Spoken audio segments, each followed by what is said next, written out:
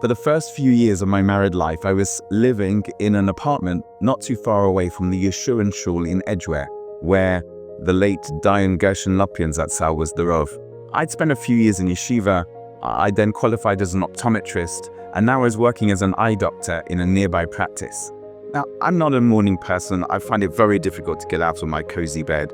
On the other hand, I wanted to daven with a minyan, but getting up an hour early before shul to get myself ready was too much for me. So what I used to do is I used to roll out of bed, put sweatpants and a hoodie on top of my pajamas, and stumble, groggy and still half asleep, into shul every morning. And this carried on for a few weeks. I got to know the Dayan. He had a great sense of humor.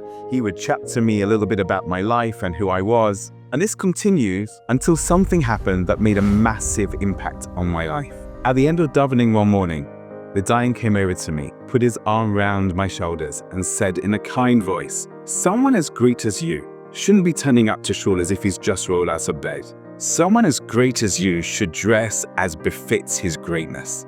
I still vividly remember my thoughts at that time, and it brings me close to tears, not because I'm upset about the rebuke, because it was said with love and care, but because he was the great Dayan who hundreds of people used to call him with shilas the whole time. Rabbonim used to call him for Eitzah all the time.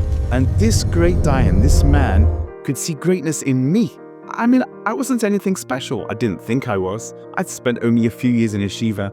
There were people much more learned than me. I wasn't even the best optometrist in town. And yet, the Dayan could see through my self-perceived mediocrity to the jewel inside. And I know he could have said it in a different way. He could have come up to me and said, "Is this the way a ben yeshiva dresses?" Or he could have said something like, "What, you turn up to shul dressed like a shluch, but when you go and you're gonna work as an eye doctor, then you put on your suit?" But he didn't. He bigged me up instead of dragging me down.